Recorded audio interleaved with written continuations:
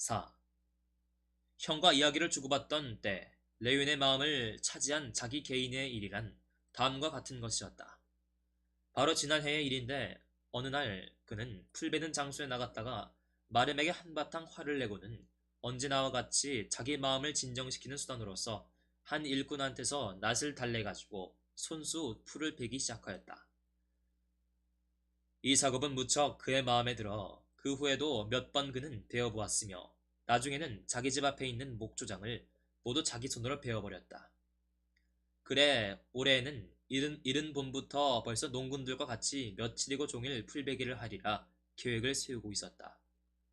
그러나 맏형이 온 뒤부터 그는 손수 수풀을 벨 것인지 그만둘 것인지 작정을 못하고 주저하게 되었다.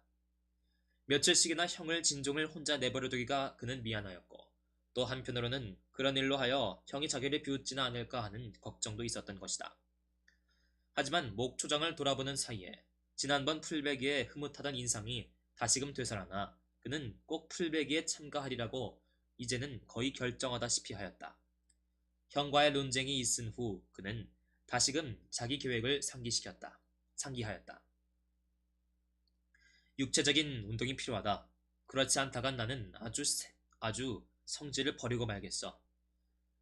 이런 생각을 하며 그는 형이나 농군들을 대하기가 몹시 낯이 간지러울는지는 모르지만 어쨌든 풀베기에 참가해야겠다고 결심하였다. 그날 저녁 레위는 사무소에 들려서 작업에 대한 지시를 주고 내일 풀베기에 나올 일꾼들을 모으러 각 마을에 사람을 보내었다. 우선 제일 크고 그중 좋은 깔리노브 목초장을 베려는 것이었다. 그리고 참 내 낫을 찌뜨 영감한테 보내서 나를 잘 세워 내일 아침 가지고 나가도록 일러주게. 어쩌면 나도 같이 풀을 베어보겠으니. 짐짓 낯을 불키지 않으라고 애쓰면서 그는 이렇게 당부하였다. 마름은 벌쭉 웃으며 대답하였다. 네, 알았습니다. 저녁차를 앞에 놓고 레위는 형에게 말하였다. 날씨가 괜찮아진 것 같습니다. 하고 그는 말을 꺼냈다. 그래, 내일부터 풀베기를 시작할까 합니다.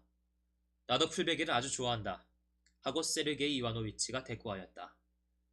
전 그 일을 무척 좋아합니다. 저 자신 가끔 농군들과 같이 풀을 베지요. 그래, 내일은 하루 종일 베어보렵니다. 세르게이 위아노위치는 고개를 들고 호기심에 찬 눈으로 동생의 얼굴을 들여다보았다. 아니, 어떻게? 농군들과 같이 온종일 벤단 말이냐? 그럼요. 그건 여간 유쾌한 일이 아니에요. 하고 레위는 대답하였다. 신체에 단련으로서야 그건 아주 좋은 일이지. 다만 내가 끝까지 견디어낼 수 있을는지 그게 의문인걸? 조금 더 비꼬는 기색이 없이 세르게이 이바노위치는 이렇게 말하였다. 전 시험해본 일이 있어요. 처음엔 몹시 힘들지만 차차 익숙해지면 괜찮습니다. 견디어낼 만한 자신이 있어요. 그래? 하지만 농군들이 그걸 어떻게 생각할까? 필시 주인 양반이 남달리 괴벽스레 군다고 비웃을 게다. 아니, 그런 일은 없을 거예요. 그리고 참, 풀백이란 무척 흥겹기는 하지만 힘든 일이어서 언제 그런 생각을 할 경향이 없거든요. 근데 일꾼들과 같이 일하면 식사는 대체 어떻게 할 셈이냐? 붉은 포도주나 볶은 칠면조 고기를 내보내기로 붉은 포도주나 볶은 칠면조 고기를 그리로 내보내기도 좀 무엇한 노릇이고. 아니, 일꾼들이 쉬는 참에 제가 잠깐 집에 들어오죠. 이튿날 아침 레위는 여느 때보다 일찌감치 자리에서 일어났다. 그렇지만 이것저것 농사일에 지시를 주느라고 시간이 지나 그가 목초장에 나갔을 무렵에는 풀베기꾼들이 벌써 두 번째 일항을 베어나가는 중이었다. 언덕위에서부터 벌써 저 아래 끼슬게 자리 잡은 그늘진 목초장이 한눈에 바라다 보였다. 한 귀퉁이는 이미 풀이 베어져 희끄무레한 일항들이 드러나 보이는데 풀베기꾼들이 첫 일항을 시작한 그곳에는 그들이 벗어던진 저고리가 거뭇거뭇 널려 있었다. 목초장이 점점 가까워짐에 따라 그의 눈에는 저고리를 입은 채 혹은 맨적산 바람으로 드문드문 열을 지어 늘어서서 저만큼 낫을 휘두르는 일꾼들의 모습이 똑똑히 보였다. 세어본즉 모두 42사람이었다. 그들은 오랜 저수지가 있은 울퉁불퉁한 저지로 천천히 움직이고 있었다. 레위는 몇몇 자기 일꾼들을 알아보았다. 거기에는 굉장히 기다란 흰 적삼을 입고 허리를 구부정한 채 낫을 휘두르는 예르밀 영감이 있는가 하면 그 곁에는 전에 레윈의 집에서 마부로 일하던 젊은 와시카가 힘을 주어 한 줄 한 줄 베어 넘기고 있었다. 풀베기 일에서 레윈의 선생격인 실수하고 파리한 농군 찌뜨도 거기 있었다. 그는 마치 장난감이라도 다루는 듯 낫을 휘저으며 몸도 구부리지 않고 맨 앞장에 서서 널찍이 이랑을 잡아 베어나가는 것이었다. 르윈의 말에서 내려 길가의 고삐를 메고는 찌뜨 곁으로 갔다. 그러자 찌뜨는 풀숲에서 다른 낫을 한 자루 꺼내어 그에게 주었다. 잘 손질을 했습니다, 나리님. 면도칼처럼 저절로 베어지죠. 하고 찌뜨는 웃는 낯으로 모자를 벗고 레윈에게 낫을 주며 말하는 것이었다. 레윈은 낫을 받아주고 한번 다루어 보았다. 방금 자기 말은 일랑들을 끝낸 일꾼들이 땀에 젖은 유쾌한 얼굴로 줄렁줄렁 행길로 나와서 저마다 웃음을 띄우며 주인에게 인사를 하였다. 그들은 모두 레윈의 얼굴을 지켜보기만 할 뿐 이윽고 수염 한 대 없는 주름살 투성이 얼굴에 양피 저고리를 입은 키 큰 늙은이가 행길에 나서서 그에게 말을 건넬 때까지 누구 하나 입을 떼는 사람이 없었다. 정신 차리우시다, 나으리님. 이왕 손을 댄 바엔 뒤지지 말아야죠. 이렇게 늙은이는 말하였다. 그러자 일꾼들 사이에서 킥킥거리는 나직한 웃음소리가 들렸다. 뒤지지 않도록 힘껏 해보지. 하고 대꾸하면서 레위는 찌뜨 영감 뒤에 자리를 잡고 시작할 때를 기다렸다. 정신을 차리시우다. 하고 다시 한번 말하였다. 찌뜨가 첫 자리를 내었다. 그래, 레위는 그의 뒤를 따라갔다.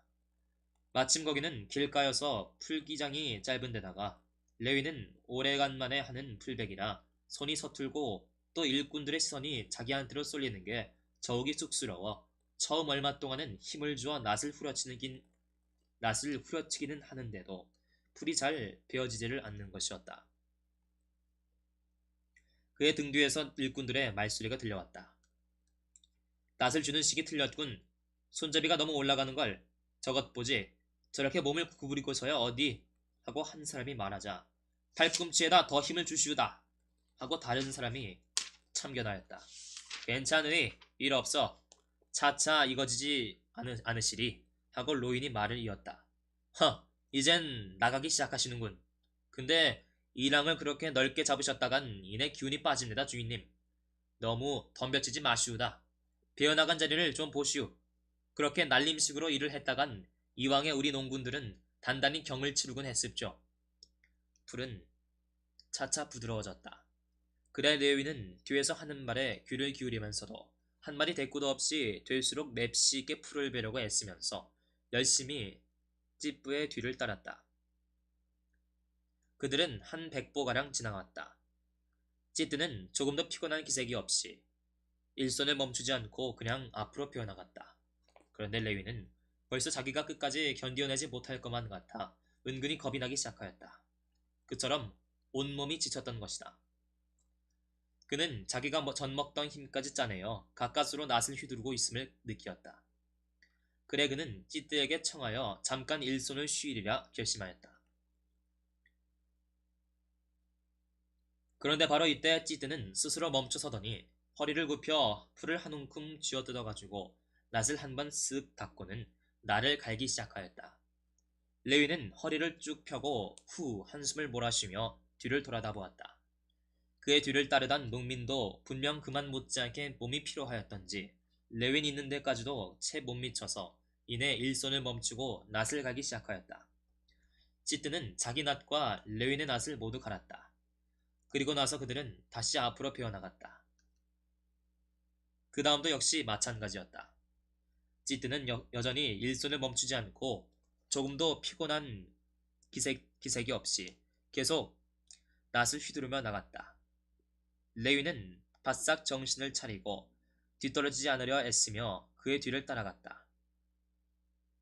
하지만 그는 갈수록 힘이 겨워졌다.